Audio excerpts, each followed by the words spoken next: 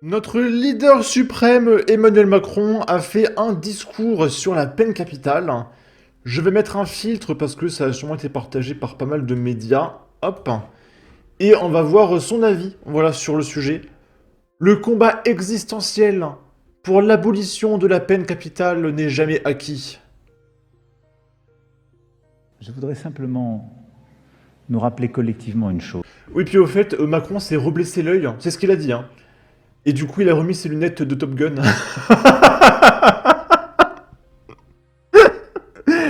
Oh mais quel clown, putain, mais vivement 2027, hein, je ne peux plus voir sa tête, mais vraiment, hein, je ne peux plus voir sa tête. Je préfère encore voir Jean-Luc Mélenchon que Emmanuel Macron, mais vraiment, hein, ça fait trop longtemps en fait, on n'en peut plus. Je voudrais simplement nous rappeler collectivement une chose. Et ça vaut pour ceux qui vivent dans des pays qui pratiquent encore la peine de mort, comme dans les nôtres, et y compris dans ce vieux pays qu'est la France, après les débats que nous avons encore eus ces dernières semaines. Ça n'est jamais acquis. Mais vous voyez comment le mec, il prend des... il fait des zones de silence. Tu sais, pour montrer que... Tu sais, c'est pas bien. Il y a une tension, tu vois. Que ce que tu dis est immoral.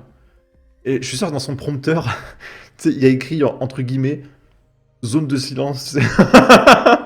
Mais quel manipulateur! On est en train de te parler d'exécuter des mecs comme Salah Abdeslam ou le candidat de la France Insoumise, Pierre-Alain Coutinho, qui faisait des orgies avec des bébés de 6 mois. Et lui, il est là, sachant que je rappelle au passage, hein. Alors moi, je suis plutôt pour, hein. Mais il y en a plein qui sont contre, et qui disent, ouais, vous vous rendez compte, ils disent ça au même moment que la loi sur l'euthanasie. Parce que ça y est, c'est passé à l'Assemblée nationale, il y a la loi sur l'euthanasie qui a été votée. Et il y a beaucoup de droitards qui sont là, ouais, on veut exécuter les petits vieux et les tétraplégiques, mais pas les criminels. Alors moi, je suis d'accord avec le fait de mettre fin aux jours de personnes souffrantes et qui n'ont plus rien à attendre de la vie, ok.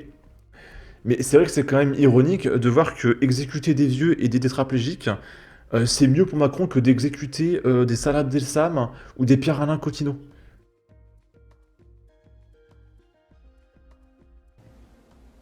Jamais. Ouais, il est long son silence, hein.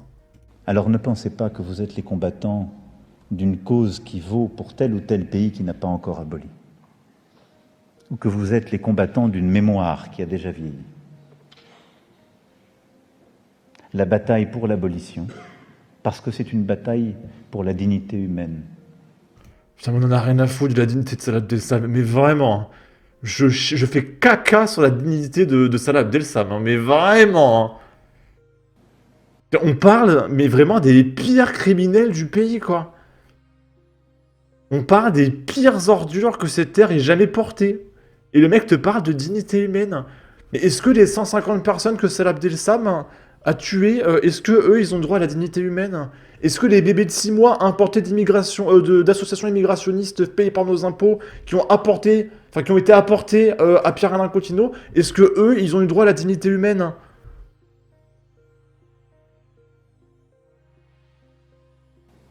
Est éminemment contemporaine.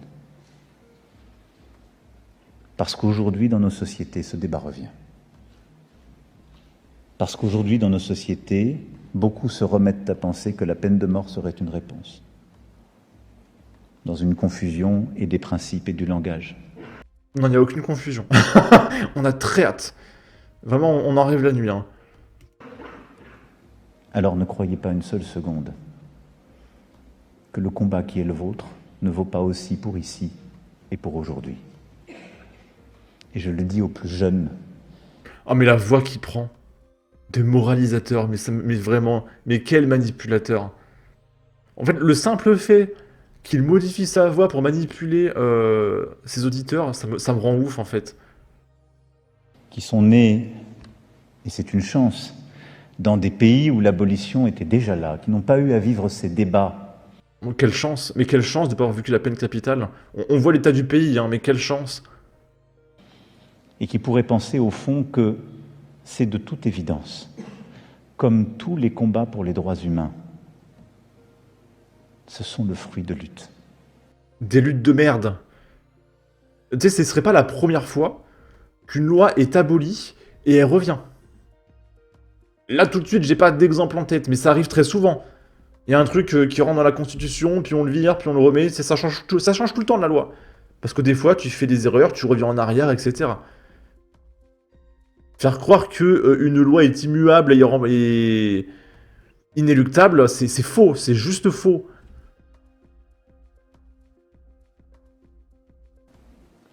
Et ces luttes sont toujours à reprendre.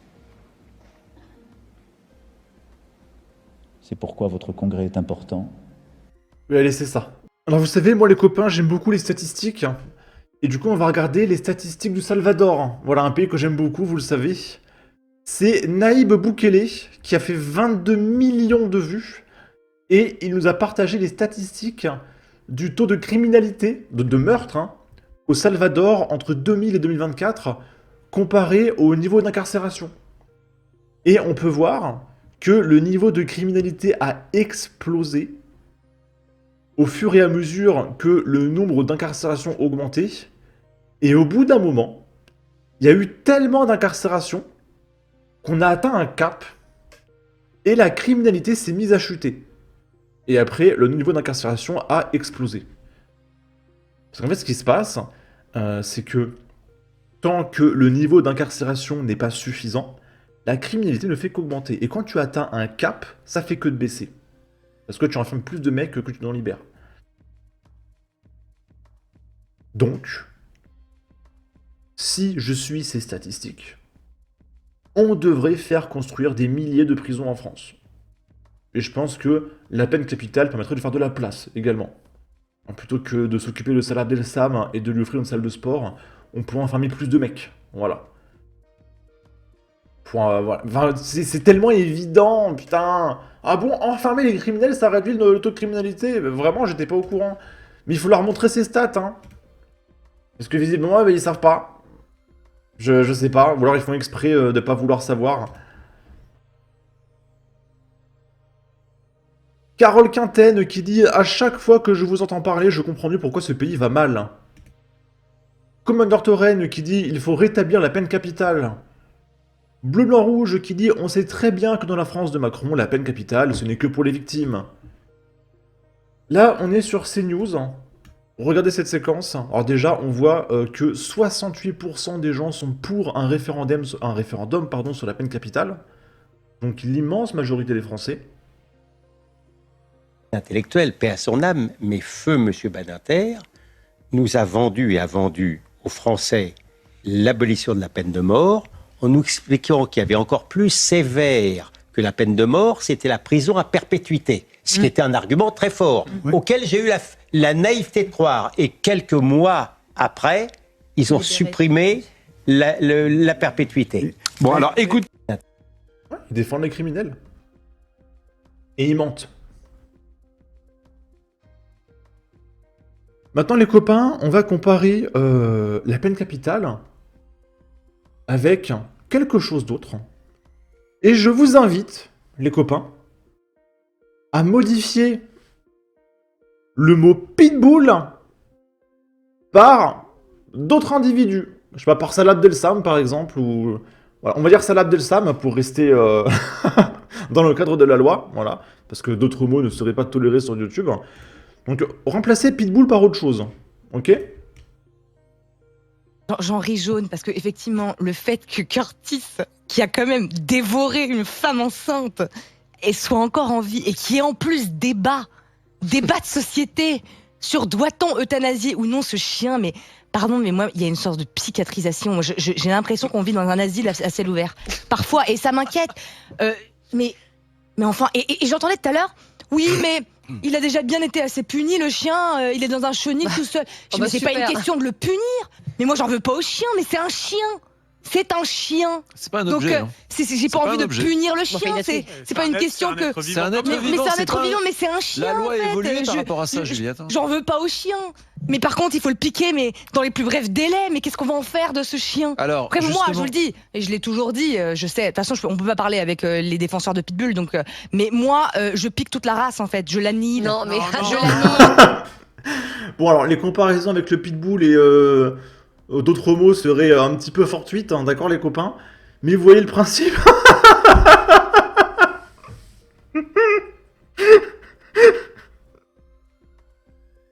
Je vais faire péter ma chaîne YouTube.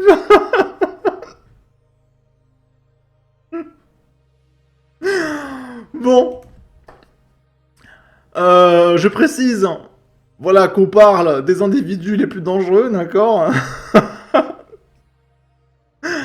Et il y a Bouli Bouli Bouli qui nous dit « Ridicule, piquer les chiens dangereux ne les a jamais dissuadés de passer à l'acte. » Bon, sur ce, n'hésitez pas à donner votre avis, votre opinion, à partager, liker, commenter, ça aidera au référencement de la vidéo sur YouTube. Abonnez-vous, suivez-moi sur Twitter, prenez soin de vous, salut!